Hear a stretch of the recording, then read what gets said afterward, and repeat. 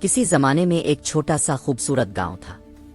اس گاؤں کے لوگ بہت سادہ دل، نیک اور مہمان نواز تھے، لیکن ان کی ایک کمزوری یہ بھی تھی کہ وہ ہر کسی کی بات پر فوراً یقین کر لیتے تھے۔ یہ ہمارا سادہ سا گاؤں ہے جہاں سب ایک دوسرے پر یقین کرتے ہیں۔ اسی گاؤں میں ایک عقل مند سمجھدار شخص بھی رہتا تھا۔ وہ اکثر لوگوں کو نصیحت کرتا کہ ہر بات پر فوراً یقین نہ کیا کرو، لیکن لوگ اس کی باتیں سن کر بھی نظر انداز کر دیتے تھے۔ دیکھو، ہر بات پر فوراً یقین مت کیا کرو، یہ عقل مندی کی بات نہیں۔ ایک دن ایک چالاک ٹھگ نے سوچا کہ یہ سادہ لوگ اس کے لیے آسان شکار ثابت ہوں گے۔ چنانچہ وہ پھٹے پرانے کپڑے پہن کر تھکا ہارا اور زخمی ہونے کا ڈرامہ کرتے ہوئے گاؤں میں داخل ہوا۔ میں لٹ گیا ہوں، ڈاکوؤں نے میرا سب کچھ چھین لیا ہے۔ گاؤں والوں کا دل پگھل گیا۔ انہوں نے اسے کھانا کھلایا، کپڑے دیے اور رہنے کے لیے ایک صاف ستھرا مکان بھی دے دیا۔ یہ لوگ تو بیوقوف ہیں اور بہت آسان شکار ہیں۔ کچھ دن بعد اس نے اپنی چال چلنے کا فیصلہ کیا۔ ایک دن اس نے سب لوگوں سے کہا، مجھے ایک کلہاڑی دے دیں، میں جنگل سے لکڑیاں کاٹ کر اپنی روزی کما لوں گا۔ میں کلہاڑی سے لکڑیاں کاٹ کر گزارا کروں گا، میں کسی پر بوجھ نہیں بننا چاہتا۔ وہ کلہاڑی لے کر جنگل گیا، لیکن پورا دن ایک درخت کے نیچے بیٹھا رہا اور کوئی لکڑیاں نہیں کاٹی۔ شام کو خالی ہاتھ واپس آیا۔ لوگ حیران ہوئے اور پوچھنے لگے، کیا ہوا؟ لکڑیاں کیوں نہیں لائے؟ ٹھگ نے ایک پراسرار انداز میں کہا، میں نے جنگل میں ایک عجیب درخت دیکھا ہے۔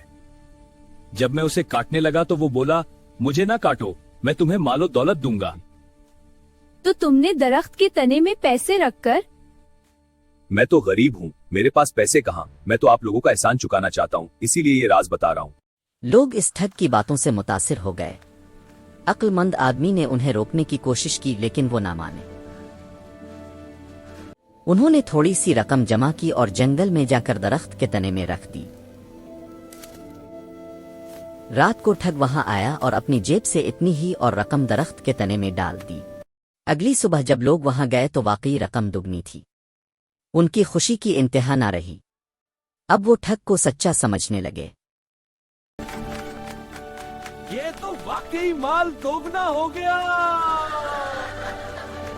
دوسری رات انہوں نے اور پیسے رکھے اور پھر بھی رقم دگنی ہو گئی۔ اب تو ان کا یقین پختہ ہو گیا کہ درخت واقعی کراماتی ہے۔ ٹھگ نے موقع دیکھ کر کہا، اگر اب سب اپنی ساری دولت وہاں رکھ دیں تو چند دنوں میں اب سب امیر ہو جائیں گے۔ لالچ میں آ کر گاؤں والوں نے بغیر سوچے سمجھے اپنی جمع پونجی وہاں لا کر رکھ دی۔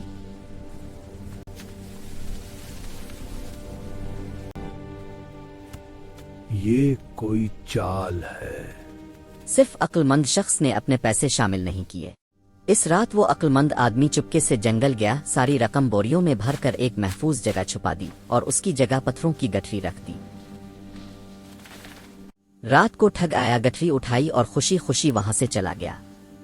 دوسری طرف عقل مند آدمی یہ دیکھ کر مطمئن ہو کر گھر آ گیا۔ اگلی صبح گاؤں والے خوشی خوشی جنگل پہنچے، لیکن وہاں کچھ بھی نہ تھا۔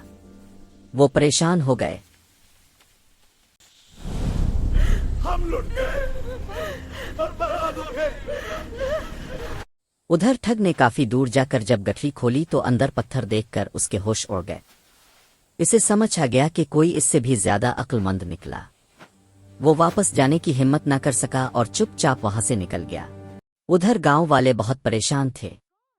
تب عقل مند آدمی نے انہیں ساری حقیقت بتائی اور ان کے پیسے واپس کر دیے۔ لوگ شرمندہ ہوئے اور اس کے شکر گزار بھی۔